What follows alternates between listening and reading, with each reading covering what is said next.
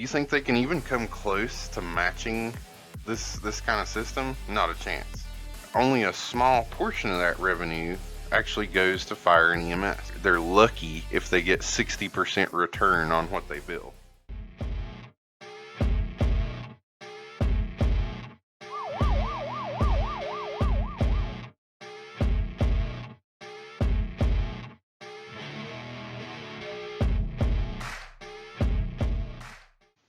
Welcome, everyone. Thanks for tuning into the podcast. This is the 5th episode, and I'm excited to have you with me.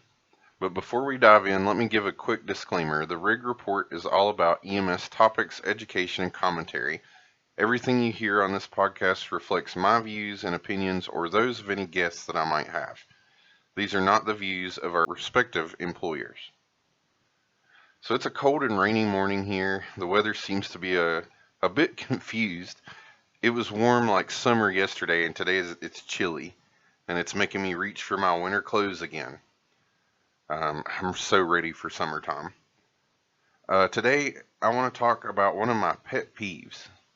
And if you don't work in a rural system, this might sound strange, but it's common practice here in Western Virginia and other Appalachian areas. I'm doing this podcast for the benefit of providers in this area, and I'm really hoping that someone will step up and make the necessary changes. Like in my last podcast, I said, be the change. And that is so true for this. So let's start with a little bit of a background. I have the utmost respect for firefighters. I mean, I just need to put that out there. It's a tough job that requires a lot of knowledge, and especially if you're involved in technical rescue. Early in my career, I actually volunteered as a firefighter. And while I enjoyed the technical rescue aspects like extrication and ropes and swift water and things like that, I just couldn't get into the firefighting aspect itself. I just wasn't interested in it. But I want to clarify that I'm not bashing firefighters or the fire service at all. This podcast is mainly aimed towards the real issue, which lies in the management of public safety in general, especially in these rural areas. So to that end, let's just talk about some models. So there's a couple of different models in the U.S. when it comes to fire service and EMS, and I'm sure you've probably heard about the combined model, which is prominently shown to the public, especially on TV. You see a lot of the fire EMS. There's no really separation between the two. They're a combined system. New York is like the poster child for that model. And for good reason. I mean, let's face it. Just to dive into some numbers, keep in mind, though, that these are from 2018. So the call volume and all this stuff's probably gone up since then. The total call volume in 2018 was 1.8 million calls for service. Their fire suppression total was like 619,000.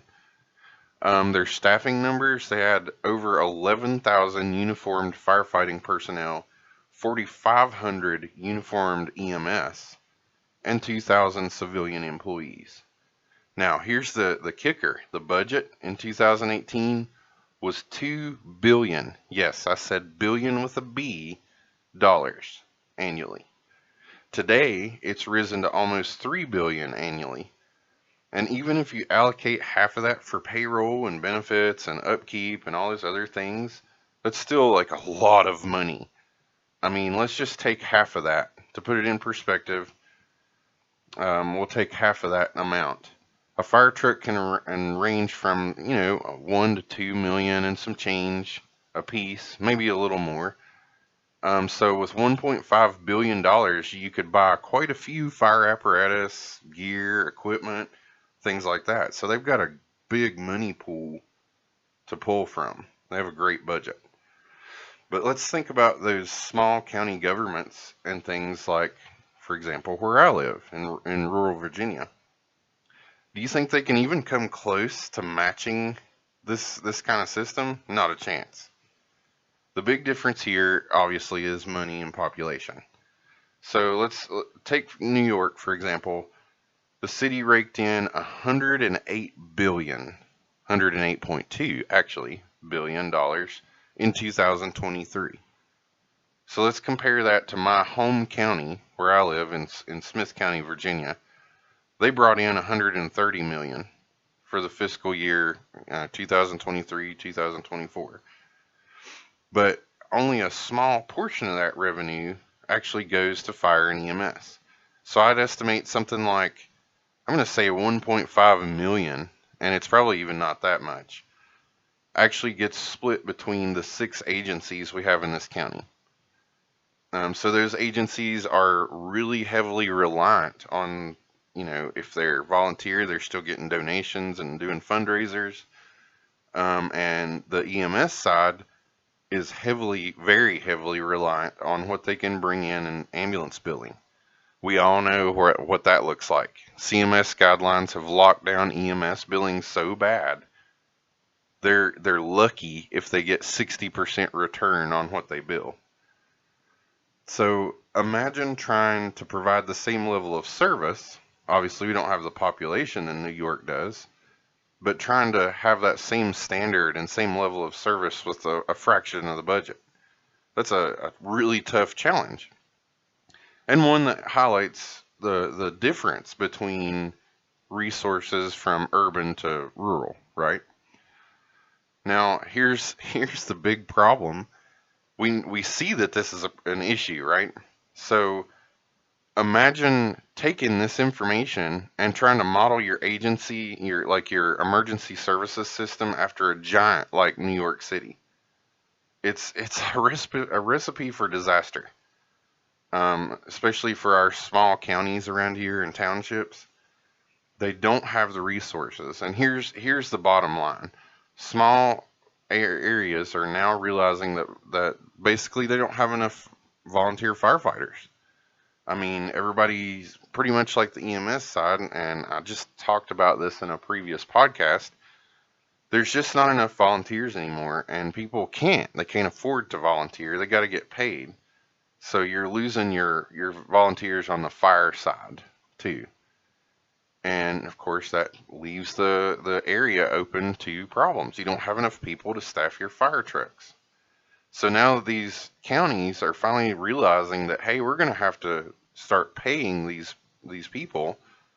And, while that's a good thing, they obviously deserve to get paid, and it creates a standard where fire personnel has to be trained and professional before they can get hired. But these local governments don't have the money for that. So what's their solution, you ask? Very dumb.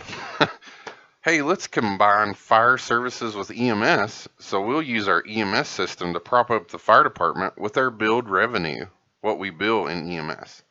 But the problem is, EMS does not cover its own costs. They're in the red.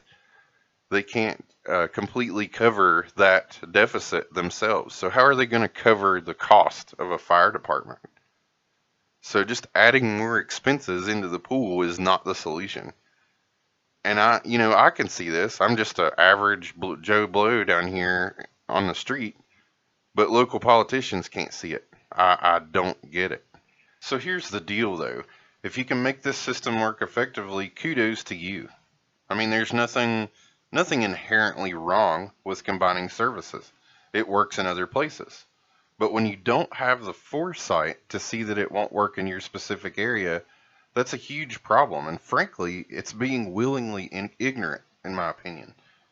A system that doesn't generate enough revenue to support itself and lacks funding or alternate funding sources is bound to fail eventually. Plus, there's other issues that come with this model. Take cross-trained personnel like firefighter paramedics, for instance. Many of them end up spending more time on the ambulance than on the fire truck, and that leads to burnout. Some of them even let their certifications lapse just so they can focus on firefighting full-time, or they just leave the system altogether. But so let me just share a personal experience with how bad this actually is, and people don't want to listen or discuss. And I want to keep names and places in particular out of it because I'm not trying to call people out per se, and I'm also not trying to be really political here. I'm just highlighting the problem. So, a couple years ago, I just recently finished my education coordinator course through the state of Virginia, and I spoke to someone from the Virginia Office of EMS, and this person has to do with the training division. And this person actually mentioned that many agencies in Eastern and Northern Virginia were moving away from the combined model because it was failing for the same reasons I just cited, along with these other problems. Because this person also said they receive like 2 to 3 emails a month from providers just wanting to surrender their paramedic certification and stay certified as an EMT so they can stay off the ambulance. They're just tired of being put on the ambulance all the time. They got into this field because they wanted to be career fire, and they're constantly being put on the ambulance. And it's the same for the other side of this. There are paramedics and people who, like myself, were career EMS, and we're just not interested in fire. That's not what we were trained for, or we took the training for. So let's fast forward to a local discussion that I was a part of not too awful long ago. Myself and a local EMS director at the time, and an emergency services coordinator. Again, not telling you who that person is or what county they were from. And we talked about a different model, a more separated fire and EMS where the county, of course, still takes care of it. There's 2 individuals, one over fire, one over EMS, and a different solution to generate funding for the fire side. This person got visibly angry. Their face turned red.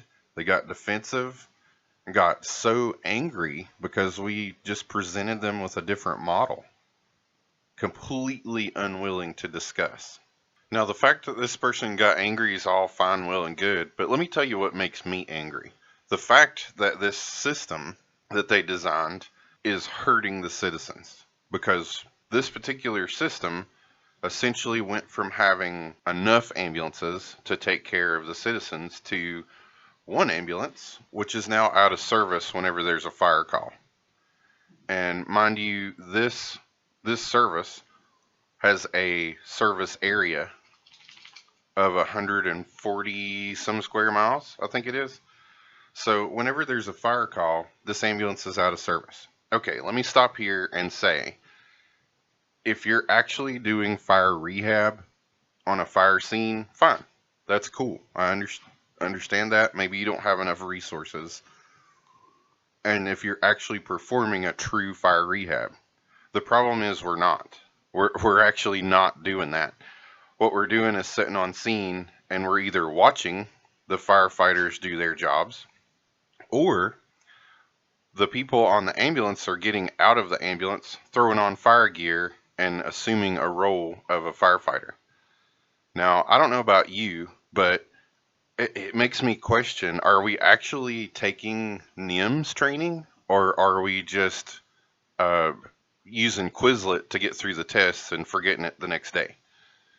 Because this is literally emergency management or resource management 101. You put your EMS where it's most needed. How likely do you think, in an area that gets far more EMS calls than fire calls, which is true in most places, how likely is it that you're going to have a firefighter injured versus a critical call out here in the public? Why are we not using our resources where we actually need them and where we're more likely to use them? Literally emergency management 101. Now, if you go back like 20 years, 15 years, heck, I'll be generous and say 10 years ago, I could understand that we were behind. I mean, this area has always been behind, mainly because of where we're located. We're not in a big urban center. Things take more time here. It kind of trickles down to where we catch up with everyone else, and that's normal. That's a normal thing that happens. And I could understand if we were having this conversation as early as 10 years ago, right? But the fact that things are more prevalent on the internet, it's easy to look these things up. The fact that National Registry, among several other national programs, are trying to unify everything in the US, there's no excuse that we're still this behind. It's crazy. And I'm going to warn you, if you're from an urban area and you're listening to this, if you ever come to do EMS in Southwest Virginia, I'm just going to warn you, it's like you stepped off the spacecraft on a alien planet. I mean, seriously, it's that different. And you would think because of our demographic and our area, and because we have fewer resources than urban areas, you'd think we'd be the masters of resource management. I mean, we have long, windy roads. You have sometimes response times that are upwards of 30, 35, 40 minutes just to get to the patient. And then that plus more transport time to a hospital. You'd think we'd be really good at this by now, but we're not. Nobody's taken the initiative to move forward and do this more efficiently. And that's basically the goal. That's what I'm trying to address here. And hopefully somebody's hearing this that will make a difference. Do better. That's all I can say. Do better. So the model. So we talked about the combined model and the downfalls here. Let me just talk about for a minute the model that we were trying to propose when this event that I discussed earlier happened. So, and I know I said I was going to not use names, but this one in particular, I want to say just because I want to call out what they're doing. I think it's a good thing. Lincoln County, North Carolina. So, Lincoln County has separate fire and EMS, but they're county based. And the way they handle this, their EMS doesn't just do 911 service, they also do a few transfers out of the hospital. And I know, hang on, before you get all upset, I'm not suggesting that we do full on convalescent like the private ambulance services do. Don't go take, you know, Granny to her doctor's appointment or any of that. You dialysis or nursing home appointments and things like that. What I'm saying is emergency transfers because we in our area have plenty of those. We have kind of a small local hospital that sends things out quite often, and you can do 3 or 4 of those and supplement your income, you know, 1 or 2 a week, 3 or 4 a week, something like that, and supplement a lot of that income that EMS is missing. And that's what Lincoln County does, plus their billing. So that money that's generated, plus the little bit that the county is able to give, in our case, would be plenty enough to manage EMS. What's over the budget would be a very slight amount. The county would only be responsible for a small amount versus this huge lump sum. Their fire is separate, and the way that they pay their firefighters is they have a fire tax. So their county implements a fire tax that's fairly low, and it sits there at the same rate all the time. And then once they evaluate their equipment and say, okay, we need a new fire truck, we need some new equipment or something like that, they'll raise the tax rate for a year. They'll use that money, make the purchase that they need, and then they'll turn around and lower that tax rate back down to the normal. And that maintains enough money to have benefits, payroll, and equipment for the fire department. They do have a full-on professional fire department. And even if you wanted to, you could cross-train. So have some firefighter paramedics on the fire side. So if your ambulances get overwhelmed, you have the fire truck respond. They treat the patient until an ambulance can come by and pick up the patient for transport. And it works. I mean, the system just works because you have to modify it. I mean, we're not New York City. We don't make $108 billion a year. So there has to be a change. Again, why are we modeling our system after something that we can't attain? We don't even have the income for that. Come on. All right, so I ranted a lot today. So I think I'll bring this one to a close. But, I feel like this is important. If you're one of those people that you're brand new to this field, or if you're in a place that you can make changes, or if you know somebody that's in a position to make changes, please try to enact change wherever you are.